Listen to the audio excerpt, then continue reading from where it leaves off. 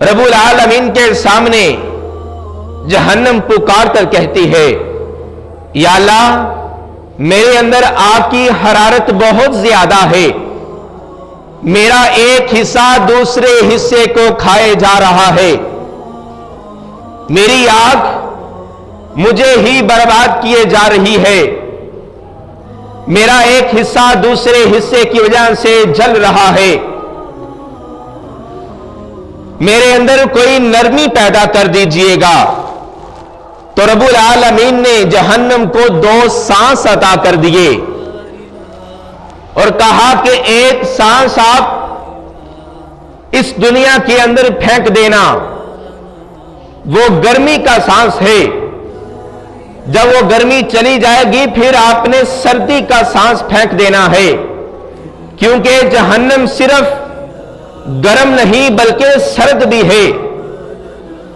جہنم کے اندر صرف آگ کا عذاب نہیں بلکہ سرد عذاب بھی ہے، جس طرح انسان گرمی کو برداشت نہیں کر سکتا۔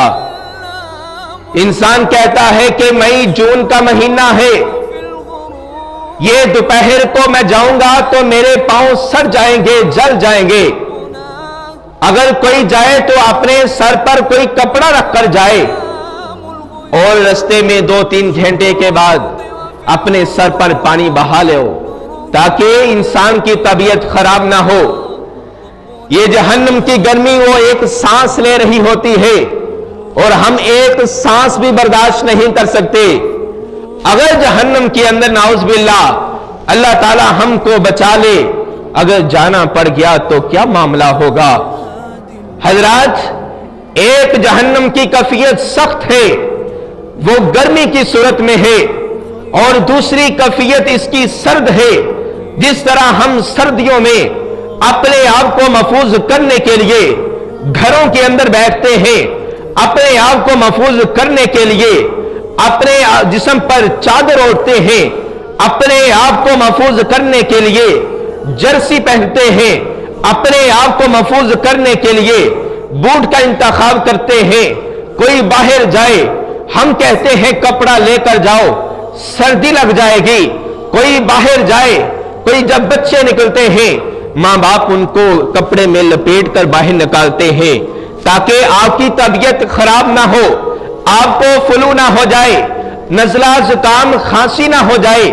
یہ سردی کا موسم تبدیل ہو رہا ہے اور موسم ایسا چل رہا ہے، اور پچھلے دنوں میں نے کہا تھا کہ یہ سخت سردی، یہ خشک سردی چل رہی ہے۔ استغفار کرو، رب العالمین آسمان سے بارش کو برسا دے گا، اور ان دنوں میں بارش بھی ہوگی۔ اتوار والے دن موسم کی کیفیت بہتر ہو گئی۔ حضرات، آج آپ کے سامنے کہ سردی کے اندر مومن کے لیے کیا بشارت ہے، پیغمبر اعظم کا فرمان ہے، اور سنن کبریٰ بہقی کے اندر یہ روایت موجود ہے۔ فرمایا الشتاء ربیع المؤمن، مومن مسلمان کے لیے سردی کا موسم بہار کی جانب ہے، کہ جس طرح بہار آتی ہے مسلمان مومن انسان خوش ہو جاتا ہے، ہر افراد خوش ہو جاتا ہے، باغوں کے اندر پھل لگ جاتے ہیں، پھول نئے نئے نکلتے ہیں، انسان دیکھ کر خوش ہو جاتا ہے۔ فرمایا الشتاء ربیع المؤمن، کائنات کے لوگوں، مومن مسلمان جب سردی کا موسم آ جاتا ہے اس کے دل میں بہار پیدا ہو جاتی ہے، اس کے دل میں امید پیدا ہو جاتی ہے۔ وہ کیا کرتا ہے؟ کیونکہ سردی کے جو دن ہیں وہ چھوٹے ہوتے ہیں، دن کا روزہ رکھتا ہے، رات اس کی لمبی ہوا کرتی ہے، رات کو آرام بھی کرتا ہے اور نماز تہجد کا قیام بھی ادا کرتا ہے۔ یہ ہے مومن کے لیے جب سردی کا موسم آتا ہے۔ اور اسٹوڈنٹ کے لیے بھی پیغام ہے کہ سردی کی راتوں کو ضائع مت کیجیے گا۔ آپ کا سارا دن یونیورسٹیوں میں، کالجوں میں، سکول میں گزرتا ہے، مدرسوں میں گزرتا ہے۔ آپ کا جو نصاب پڑھتے ہیں وہ پڑھنے کے بعد ٹیوشن جاتے ہیں، وقت کم ہوتا ہے۔ رات کو اپنے اسباق کی تیاری آپ بآسانی کر سکتے ہیں۔ رات کا 24 گھنٹوں کے اندر ڈاکٹر حضرات بتلاتے ہیں 6 گھنٹے کے اندر انسان کی انرجی پوری ہو جاتی ہے۔ جس طرح ایک موبائل فون جب بیٹری ختم ہو جائے ہم کہتے ہیں چارج لگاتے ہیں. انسان جب اس کائنات کے اندر 18 گھنٹے گزار لیتا ہے, اس کا جسم آرام محسوس کرتا ہے, تو پھر 6 گھنٹے اس کو انرجی دینے کے لیے, اپنے آپ کو محفوظ کرنے کے لیے اپنی آنکھوں کو بند کیا جاتا ہے, بستر پر لٹایا جاتا ہے اور انسان سکون محسوس کرتا ہے. پھر اگلے 18 گھنٹوں کے لیے انسان ہوشیار ہو جاتا ہے, انسان چلاک ہو جاتا ہے, انسان توانا ہو جاتا ہے, انسان کام کاج کرنے کے لیے محنت کرتا ہے. یہ انسان کو پیکج دیا ہے کہ 6 گھنٹے آرام کرو. ہاں جب آپ نے آرام کرنا ہے, سردی کی راتوں کے گھنٹے زیادہ ہیں, آپ اپنے اسباق کو بھی یاد کر سکتے ہیں. آپ رات کے وقت سورہ ملک پڑھ سکتے ہیں, آپ رات کے وقت سورہ واقعہ پڑھ سکتے ہیں, آپ رات کے وقت سورہ بقرہ کی آخری 2 آیات کی تلاوت کر سکتے ہیں, آپ رات کے وقت آخری 3 کل کی تلاوت کر سکتے ہیں, آپ رات کے وقت استغفار کر سکتے ہیں, آپ رات کے وقت لا الہ الا اللہ وحدہ لا شریک لہ لہ الملک ولہ الحمد وہو علی کل شیء قدیر پڑھ سکتے ہیں. آپ رات کے وقت آرام بھی کر سکتے ہیں, رات کے وقت رب کے سامنے قیام بھی کر سکتے ہیں, رب کے سامنے قیام کر کے رب کو منا بھی سکتے ہیں, سارے دن کے گناہوں کو ایک رب کے سامنے سجدہ کر کے دلا بھی سکتے ہیں, سارے گناہوں کی معافی مانگ بھی سکتے ہیں. اگر کاروبار نہیں چلتا, رات کے وقت انسان اٹھ کر اپنے رب کے سامنے دعا کرے, رب العالمین کاروبار میں برکت کو پیدا کر دے گا. اگر اولاد نافرمان ہے, اگر بیوی آپ کی بات نہیں مانتی, ربنا ہب لنا من ازواجنا وذریاتنا قرۃ اعین واجعلنا للمتقین اماما, اپنی ہاتھوں کو اٹھا کر اپنی زبان سے رب کے سامنے دعا کی جائے, یا اللہ میری بیوی کو, میری بچوں کو, میری آنکھوں کی ٹھنڈک بنا دینا, دنیا کے اندر بھی میرا نیک نام چلے, آخرت کے اندر بھی میرا یہ صدقہ جاریہ ہو جائے. اگر انسان یہ چاہتا ہے رب مجھ سے راضی ہو جائے, انسان تہجد کا قیام کرے, کیونکہ سردیوں کی راتیں مسلمان کے لیے بہار کا موسم ہے. حضرت عمر بن خطاب فرماتے ہیں کہ کائنات کے لوگوں, پیغمبر اعظم نے حضرت عمر بن خطاب سے یہ نقل کیا ہے, اور محدثین نے جب نقل کر دیا اور کائنات کو یہ پیغام دے دیا ہے, الشتاء غنیمت العابدین, مسلمان وہ لوگ ہیں جو انسان عبادت کرتے ہیں, عبادت گزاروں کے لیے یہ سردی کا موسم مال غنیمت کی طرح ہے. انسان کو رب العالمین نے وافر ٹائم عطا کر دیا ہے. اب سارا کا سارا دن انسان اتنی زیادہ تھکاوٹ بھی محسوس نہیں کرتا. گرمیوں میں زیادہ تھکاوٹ ہو جاتی ہے, سردیوں میں اس کی نسبت کم ہوتی ہے. اسی وجہ سے جو انسان عبادت گزار ہے, جو عبادت کرنا چاہتا ہے, وہ رات کو عبادت کر سکتا ہے, آرام بھی کر سکتا ہے. حضرت پیغمبر اعظم نے اور صحابہ کرام جب آپس میں بیٹھتے تھے اور کہتے تھے یہ سردی کا موسم آ چکا ہے, سردی کا موسم مسلمانوں کے لیے, مومنوں کے لیے بہار بن کر آ چکا ہے, اب ہم رات کو زیادہ دیر قیام کر کے رب کو منا لیں گے, ہم زیادہ دیر عبادت کر کے جنت کے اندر اعلیٰ مقام کو حاصل کر لیں گے, ہم زیادہ دیر عبادت کر کے اپنے نیکیوں میں اضافہ کر لیں گے. یہ مسلمان صحابہ کے اندر کیفیت ہوا کرتی تھی. حضرات سردی کے اندر جب انسان وضو کرتا ہے, مسلم کے اندر 251 کے اندر یہ روایت موجود ہے, حضرت ابو ہریرہ رضی اللہ تعالی عنہ بیان کرتے ہیں کہ رسول اللہ صلی اللہ علیہ وسلم نے فرمایا, کیا میں تمہیں ایسا عمل نہ بتلاؤں کہ جس کی وجہ سے رب العالمین آپ کے گناہوں کو معاف فرما دے اور آپ کے درجات کو بلند کر دے. تو صحابہ کرام نے فرمایا, یا رسول اللہ آپ ایسا عمل ضرور بتلاؤ. صحابہ کرام سارے کے سارے متوجہ ہو گئے, پیغمبر اعظم بتلانے لگے, اے میرے صحابہ کرام میں آپ کو بتلاتا ہوں. مسلم کے اندر امام مسلم نے نقل کیا ہے 251 روایت کے اندر فرما دیا, کائنات کو پیغمبر اعظم کا فرمان, ایسا عمل بتلا دیا کہ جس کی وجہ سے رب العالمین گناہوں کو معاف کر دیتے ہیں اور درجات کو بلند کر دیتے ہیں. پیغمبر اعظم فرماتے ہیں سردیوں کے اندر کامل وضو کرنا مسلمانوں کے گناہوں کو رب العالمین اس کی وجہ سے مٹا دیتے ہیں اور درجات بلند کر دیتے ہیں، اور دیکھا جاتا ہے سردیوں کے اندر سستی کر جاتے ہیں، سردیوں کے اندر اپنے جسم کے اوپر جرسی پہنی ہوتی ہے، کوٹ پہنا ہوتا ہے، پورا اوپر نہیں کرتے، یہ کونیاں خشک رہ جاتی ہے۔ اسی طرح جب انسان یہ کہتا ہے میں وضو کرنے جا رہا ہوں، وضو کرتا ہے، اس کے یہ گردن کے نیچے یہ پانی نہیں لگتا۔ جب انسان وضو کرتا ہے سردیوں کے اندر پانی ٹھنڈا ٹھنڈا لگتا ہے، اپنے آپ کو بچانے کی کوشش کرتا ہے، یہ کانوں کا مسا کرتا ہے، صرف اوپر ہی ہاتھ لگا لیتا ہے، اپنے انگوٹھے کے ذریعے کان کی پشت کو صاف نہیں کرتا۔ جب سردیوں کا موسم آتا ہے یہ ہمارے اندر کوتاہی موجود ہے، ہم نے اس کو ختم کرنا ہے، کیونکہ ہم نے اپنے گناہوں کو بخشوانا ہے، رب العالمین سے درجات کو بلند کروانا ہے، پیغمبر اعظم کے فرمان کو حاصل کرنا ہے۔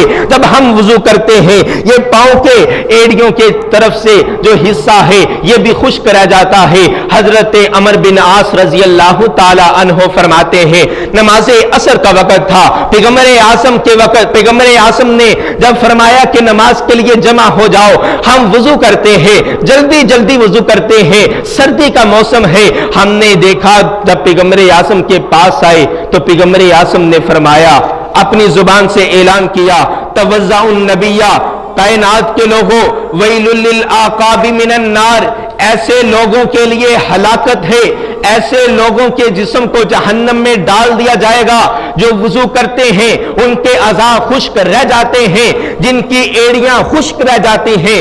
ہم نے اپنی ایڑیوں کو دیکھا، حضرت عمر بن عاص فرماتے ہیں ہم نے اپنی ایڑیوں کو دیکھا، ہماری ایڑیوں پر پانی ابھی نہ پہنچا تھا، اس وجہ سے پیغمبر اعظم نے فرمایا اور فرمایا کہ آپ دوبارہ وضو کرو، یعنی کہ وضو کامل کا مقصد یہ ہے آپ کے مکمل اعضاء دھلے ہونے چاہیے اور ہر ایک حصے پر اچھے انداز سے پانی پہنچنا چاہیے۔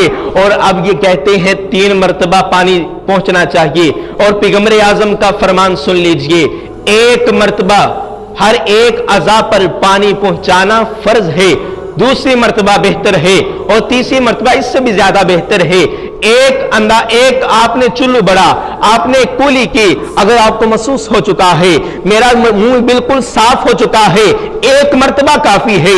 اگر آپ نے ناک کے بانسے میں پانی ڈالا ہے، ناک کو صاف کر دیا ہے، اگر آپ کو محسوس ہو چکا ہے کہ 1 مرتبہ کرنے سے میری ناک صاف ہو چکی ہے تو 1 مرتبہ کافی ہے۔ اگر آپ نے چہرہ دھویا ہے، ایک چلو کے ذریعے آپ کا پورا چہرہ دھل گیا ہے، پھر 1 مرتبہ کافی ہے۔ اگر آپ کو یہ محسوس ہوا ہے ابھی میرا کچھ حصہ ابھی خشک ہے تو آپ پھر دوسرا چلو بھرو۔ اسی طرح آپ اپنی کونیوں کا جو پانی بہانا ہے 1 مرتبہ کفایت کر جائے تو کافی ہے۔ اور پیغمبر اعظم کا فرمان بخاری کے اندر 157 نمبر روایت ہے، اور پیغمبر اعظم فرماتے ہیں، صحابہ کرام نقل کرتے ہیں، توزع النبی صلی اللہ علیہ وسلم مرتن مرتن، کائنات کے لوگوں پیغمبر اعظم جب وضو کرتے ایک مرتبہ بھی اعضاء کو دھلا کرتے تھے، دھویا کرتے تھے۔ اور اسی طرح پیغمبر اعظم نے فرمایا کہ کائنات کے لوگوں اچھے انداز سے وضو کرو۔ اور جب پیغمبر اعظم وضو کیا کرتے تھے، سردی کا موسم ہے، انسان اپنے جسم پر پانی بھی برداشت نہیں کرتا کیونکہ پانی کی وجہ سے سردی زیادہ محسوس ہوگی، تو پیغمبر اعظم جب وضو کیا کرتے تھے بعد میں کسی کپڑے کے ذریعے، تولیے کے ذریعے اپنے اس پانی کو، ریشوں کو صاف کر لیا کرتے تھے، اوپر کپڑا ڈال کر، اوپر اپنی آستین کو رکھ کر اس طرح پانی کو خشک کر لیا کرتے تھے۔ پانی کو خشک کرنا وضو کے بعد یہ بھی جائز ہے۔ اور اسی طرح سردی کے موسم کے اندر اگر انسان یہ کیفیت جانے کہ اگر میں اس سردی کے موسم کے اندر وضو کرتا ہوں یا میں غسل کرتا ہوں میری جان جانے کا خطرہ ہے، ایک صحابی پیغمبر اعظم کی خدمت میں حاضر ہوا اور کہنے لگا، آقا میری حالت کچھ ایسے تھی، رات کو مجھے احتلام ہو گیا، صبح میں نے غسل کر کے نماز کو ادا کرنا تھا، لیکن میری کیفیت ایسی تھی، میں جنگ کے موسم میں تھا، جنگ کے حالات میں تھا، میرے جسم پر زخم لگے ہوئے تھے، اگر میں غسل کرتا مجھے جان جانے کا خطرہ ہوتا، میں نے غسل نہ کیا، میں نے تیمم کر کے نماز کو ادا کر لیا ہے، ذرا بتلائے تو مجھے صحیح کہ کیا میری نماز قبول ہو چکی ہے؟ پیغمبر اعظم نے فرمایا، ہاں رب العالمین انسان کو اس کی حد سے زیادہ تکلیف نہیں دیتے۔ رب العالمین نے مسلمانوں کے لیے اس پیغام کو، اس رخصت کو بھی رکھ دیا ہے۔ اگر انسان کو جان جانے کا خطرہ ہو، شرط یہ ہے جان جانے کا خطرہ ہو، اگر آپ حالت جنابت میں بھی ہیں، آپ صرف تیمم کر کے نماز کو ادا کر سکتے ہیں۔ پھر دیکھیں موسم زیادہ، یہ دھوپ آ چکی ہے، آپ اب نہا سکتے ہیں، آپ غسل کر سکتے ہیں۔ پھر دوسری نماز کے لیے آپ پر غسل کرنا واجب ہوگا۔ اس سے قبل آپ نے جو فجر کی نماز کو ادا کیا ہے اس کی قضائی دینا واجب نہیں، آپ کی فجر کی نماز قبول ہو چکی۔ اگر سنت کے مطابق ہے پھر آپ ظہر کے لیے غسل کر کے ظہر کی نماز کو ادا کریں گے۔ حضرت پیغمبر اعظم نے فرمایا کہ کائنات کے لوگوں، جب ہم سردی کا موسم آتا ہے جرابیں پہنتے ہیں اور سر پر مضبوطی سے پگڑی باندھتے ہیں، تو پیغمبر اعظم سردی کے موسم میں، اور اسی طرح اگر آپ نے جرابیں پہنی ہے، اس سے قبل آپ نے وضو کیا ہے، وضو کرنے کے بعد آپ نے جرابیں پہنی ہے، تو آپ جو انسان حالت مقیم میں ہے وہ 5 نمازیں جرابوں پر مسح کر کے نمازوں کو ادا کر سکتا ہے۔ اگر کوئی انسان مسافر ہے وہ 3 دن تک جرابوں پر مسح کر کے، اپنی پگڑی پر مسح کر کے وہ نماز کو ادا کر سکتا ہے۔ اور پگڑی پر مسح کرنے کا کیا، انسان پہلے اپنے ہاتھوں سے مسح کرے، یعنی کہ پگڑی اتار کر مسح کرے، جب مسح کر لے اس کے بعد پگڑی کو باندھے۔ اب 5 نمازیں حالت مقیم، یعنی کہ جو انسان اپنے علاقے میں رہتا ہے وہ 5 نمازیں اس پگڑی پر اپنے ہاتھ کو پھیر لے، اس کا مسح ہو جائے گا۔ اگر کوئی انسان جرابیں پہنتا ہے، موزے پہنتا ہے، تو اس پر اپنے ہاتھوں کو نیچے سے نہیں بلکہ اوپر سے مسح کرنا ہے، تو آپ کی 5 نمازیں ادا ہو جائیں گی جو حالت مقیم میں ہے۔ جو مسافر حضرات ہیں وہ 3 دن تک اس طرح کر سکتے ہیں، ان کی 3 دن تک نمازیں قبول ہو جائیں گی۔ یہ رب العالمین کے پاک پیغمبر نے رب کی جانب سے سردیوں کے اندر یہ پیکج اور رخصت عطا کی ہے کہ آپ اس طرح نمازوں کو بھی ادا کر سکتے ہیں۔ حضرت موسیٰ اشعری رضی اللہ تعالی عنہ فرماتے ہیں، ہم جب حالت جنگ میں ہوتے اور پیغمبر اعظم کو بھی دیکھا، جب آپ کے جو بوٹ ہیں آپ بوٹوں پر بھی مسح کر لیا کرتے تھے۔ آپ بوٹوں کے اندر بھی نماز کو پڑھنا جائز ہے، آپ کے بوٹ صاف ہونے چاہیے۔ اور جس طرح یہ صفیں ہیں، صفوں پر بوٹ لانا جائز نہیں، یہ مساجد کی توہین ہے۔ یعنی کہ آپ جنگل کے اندر ہیں، آپ کسی چٹکے میدان کے اندر ہیں، وہاں آپ کو کوئی جائے نماز میسر نہیں، آپ بوٹوں پر مسح کر سکتے ہیں اور بوٹوں کے اندر آپ نماز کو ادا کر سکتے ہیں، کیونکہ اگر آپ اس پر لے کر آئیں گے یہ مسجد کی اور مسلح کی توہین ہوگی۔ یہ باہر کا مسئلہ ہے، ہمیں یہ بھی جاننا چاہیے۔ اور اسی طرح سردیوں کے اندر انسان چادر کو لپیٹ کر نماز کو ادا کرتا ہے۔ پیغمبر اعظم نے فرمایا ایسی کیفیت میں نماز کو ادا نہ کیا جائے جس سے انسان کے جسم کے اعضاء اس طرح پتہ نہ چلے، جس طرح بکل مار کر، ہم کہتے ہیں بکل مار کر نماز کو ادا کرنا، پیغمبر اعظم نے اس سے منع فرمایا ہے۔ اپنے ہاتھوں کو اپنی چادر سے باہر نکال کر رفع دین کرنا چاہیے، اور ہاتھوں کو باندھنے کے بعد جب ہم رکوع کرتے ہیں پھر ہاتھوں کو چادر سے نکال کر رفع دین کرنا چاہیے۔ اور اسی طرح پیغمبر اعظم نے فرمایا ہے کہ اپنے چہرے کو ڈھانپ کر، کہتے ہیں کہ سردی کا موسم ہے، چہرے کو ڈھانپ لیتے ہیں، چہرے کو ڈھانپنے کا پیغمبر اعظم نے منع فرمایا ہے۔ نماز کی حالت کے اندر کوئی اپنے چہرے کو نہ ڈھانپے۔ اور اب ہم نے کورونا کے اندر اس کیفیت کو بھی جانا، اور یہ حالت مجبوری میں ہے، ماسک پہن کر بھی نماز ہو سکتی ہے۔ حالت مجبوری میں اگر انسانی جان جانے کا خطرہ ہے، کورونا کی وجہ سے انسان کے جو جراثیم دوسرے تک منتقل ہونے کو بچانے کے لیے انسان ماسک پہنتا ہے تو جائز ہے۔ اگر عام حالت میں اپنے آپ کو سردی سے محفوظ کرنے کے لیے یا کسی اور وجہ سے اپنی خوبصورتی میں اضافہ کرنے کے لیے کوئی چادر ڈالتا ہے، کوئی رومال باندھتا ہے، یہ ناجائز ہے، پیغمبر اعظم نے اس سے منع فرمایا ہے۔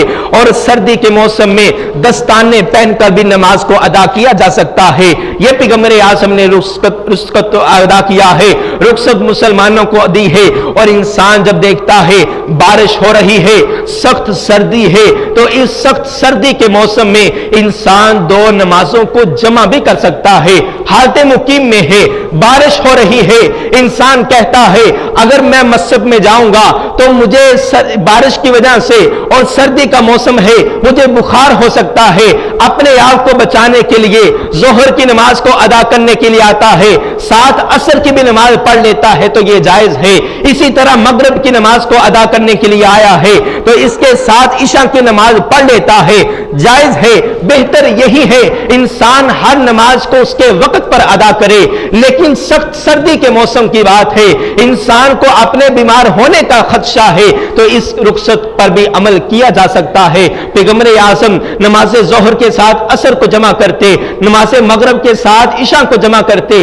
اب ایسے نہیں کہ عصر کی نماز کے ساتھ مغرب کو جمع کرنا، ایسے نہیں، ظہر کے ساتھ عصر کو، مغرب کے ساتھ عشاء کو۔ اللہ تعالیٰ سے دعا ہے اللہ تعالیٰ ہمیں پیغمبر اعظم کے طریقے کے مطابق زندگی بسر کرنے کی توفیق عطا فرمائے۔ اور سردی کے موسم میں ہم مساجد کے سامنے ہیٹر لگا دیتے ہیں تاکہ مسجد کے اندر ہیٹ ہو، مسجد کے اندر حرارت ہو، نمازیوں کو سردی نہ لگے، تو یہ بھی جائز ہے۔ پیغمبر اعظم نے اسی طرح فرمایا کہ میں نماز کو ادا کر رہا تھا، سورج گرہن کا موسم تھا، سورج گرہن کا وقت تھا، آقا فرماتے ہیں مجھے آگے آگ دکھلائی گئی، آگ دکھلائی گئی، ہیٹر کے آگے بھی آگ ہوتی ہے، ہم آگ کو سجدہ نہیں کر رہے ہوتے، ہم اللہ کو سجدہ کر رہے ہوتے ہیں۔ انما الاعمال بالنیات، انسان کا دار و مدار جو اعمال کا ہے وہ نیتوں کا ہے، ہم اللہ کے سامنے سجدہ کر رہے ہوتے ہیں، اس آگ کے سامنے سجدہ نہیں کر رہے ہوتے، اور کسی کے دماغ میں یہ کیفیت بھی نہیں ہوتی یہ آگ ہے مسجد کے اندر ہم اس کو سجدہ کر رہے ہیں، بلکہ نہیں، دل میں یہ امید ہوتی ہے، یہ گمان ہوتا ہے ہم اللہ کو سجدہ کر رہے ہیں۔ جب گھر سے نکلتے ہیں ہم نماز کو ادا کرنے کے لیے جا رہے ہیں، نماز کس کے لیے؟ اللہ کے لیے، قیام کس کے لیے؟ اللہ کے لیے، رکوع کس کے لیے؟ اللہ کے لیے، سجدہ کس کے لیے؟ اللہ کے لیے، تسبیح کس کے لیے؟ اللہ کے لیے، پھر اللہ قبول کرے گا۔ دعا ہے رب جلیل سے اللہ تعالی ہمیں پیغمبر اعظم کے طریقے کے مطابق زندگی بسر کرنے کی توفیق عطا فرمائے، اور سردی کے موسم کے اندر جو رخصتیں ہیں اللہ تعالی ہم کو اپنانے کی توفیق عطا فرمائے۔ وما علینا الا البلاغ المبین۔